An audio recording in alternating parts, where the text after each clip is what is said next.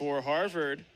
Well, it's not Bergey, but it's Berg. Cael Berg set to hit the mat for Harvard. He was awfully close to pulling off a victory against Penn earlier today. Lost a very tight decision. It was 7-6. Looked like he was close to getting a takedown in the final moments. Couldn't quite get it done in time. The time was too short, but should be an interesting one coming up here. A chance for Bergey to make it 5-0 in his senior campaign. Yeah, Blaine looked really good.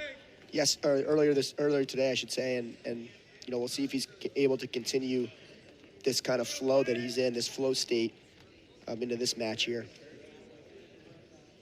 Again, his focus, trying to get back from injury, has been on working through the Ivy duels. And again, March 9th is going to be the Ivy Championships. And we kind of alluded to it, but didn't complete the thought earlier.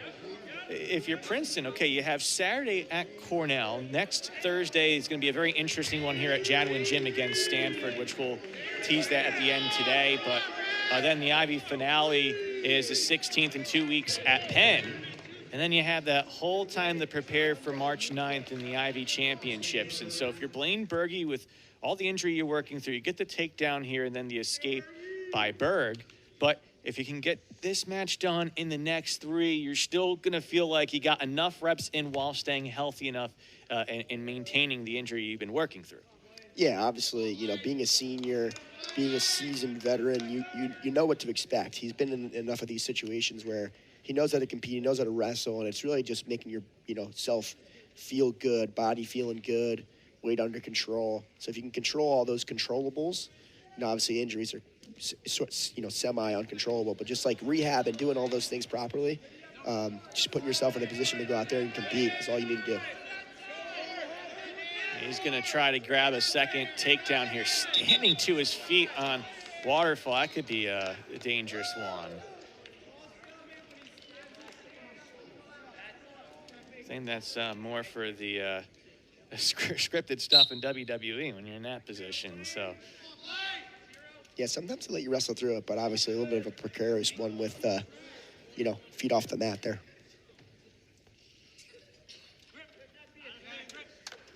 But Blaine Bergey is looking sharp again. Really, all the Princeton wrestlers hitting the mat at this point of the season are looking sharp. And Eli Rivera did allude to it last year against Cornell. It's kind of the opposite. Princeton was working through injuries. They were still trying to find their energy and their consistency. Very different story into early February this year. Yeah, looking to hook that bottom foot. His arm is still trapped. If he can get that arm out, he might go cross-face, but he's trapped with that arm so far. Bergey, unable to hook that foot so far, but he's looking to. And he's going to get that takedown right there. Nice way to wrestle through that position. Found his spot and converted the takedown, his second in this opening period as we approach short time. And Cael Berg will try to grab a late point here to 1 foot, but the second is trapped. As Blaine Bergey will keep it at 6-1 through the first 3 minutes. Yeah, well done. Again, ride out too as well. 2 takedowns in that first period. Here's the first one. Nice little front trip and able to control the center and obviously hooking that foot there, getting that arm free for a crossface to score the second takedown. And those ride outs are huge, right? 6-1 versus 6-2 is a huge factor. Bergey warned as he left a bit early. Second year as a captain. And it is just that quiet confidence he gives to the rest of the team. He's someone you can just kind of focus in on the eyes, focus in on the facial language, and he's just locked in, and you can kind of follow suit on what he does, putting in the work in. Yeah, I've been impressed with the energy level from the Tigers.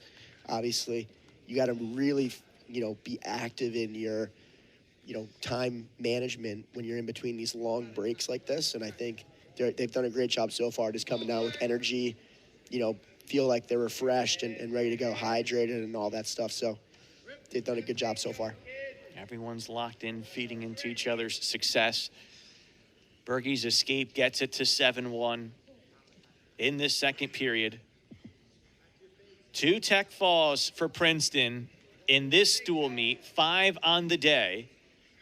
Actually, 3 tech falls already today, so that's 6 for the day. Gallon, Rivera, and Whalen with the tech falls. Pace has slowed a bit here.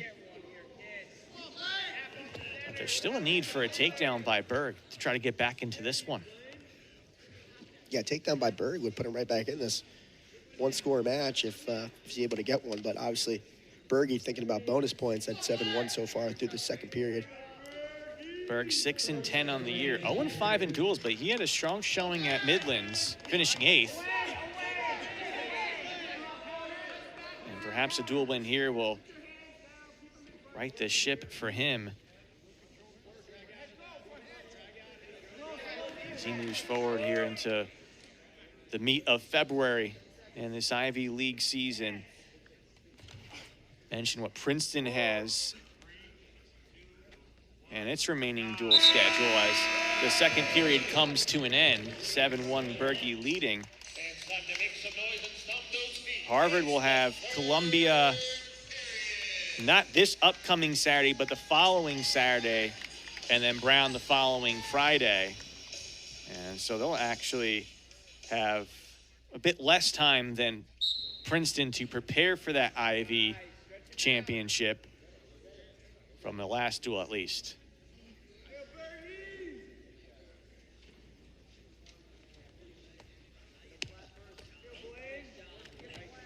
Yeah, Blaine doing a good job so far on top. I was going to say, breaking him down, getting to that arm bar right away, and use that back hook, back foot hook to get that pressure forward, and doing a good job on top so far in this third period. He's going to try to work for some back points here. Working dominantly on the mat. Looking for that bow and arrow with that back foot. Got that leg in. So he was able to capitalize and get a set of back points to make it a major decision. I don't know how Berg was able to fend that one off. Bergey will try again. Halfway through this third period.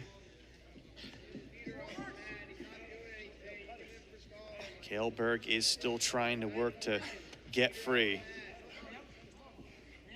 Bergey will cut Berg loose and go right back at it on a single leg. Deep in on the shot.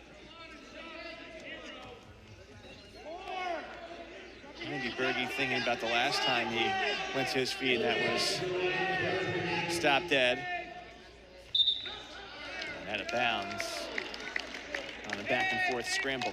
Yeah, Berg did a really good job. He kept that arm trapped. And that actually was one position that Blaine capitalized on and scored off of earlier in this match. And Berg doing a good job just defending a nice, really deep lefty single from Blaine Bergey. Short time, riding time point locked in for Blaine Bergey. He's going to have at least an 8th point. And how about that explosiveness to get behind? I don't know if he's going to have enough time to make it anything more than this major decision, but he gets the job done at the end. Impressive explosiveness. Wants to hear a bit from the Princeton fans, and he'll get it on a major decision that goes in favor of him, 11-2. Those are feel-good wins, man. You find a way to get a major decision late in the match. Coaches are fired up, fans are fired up. Great win for Blaine Bergey.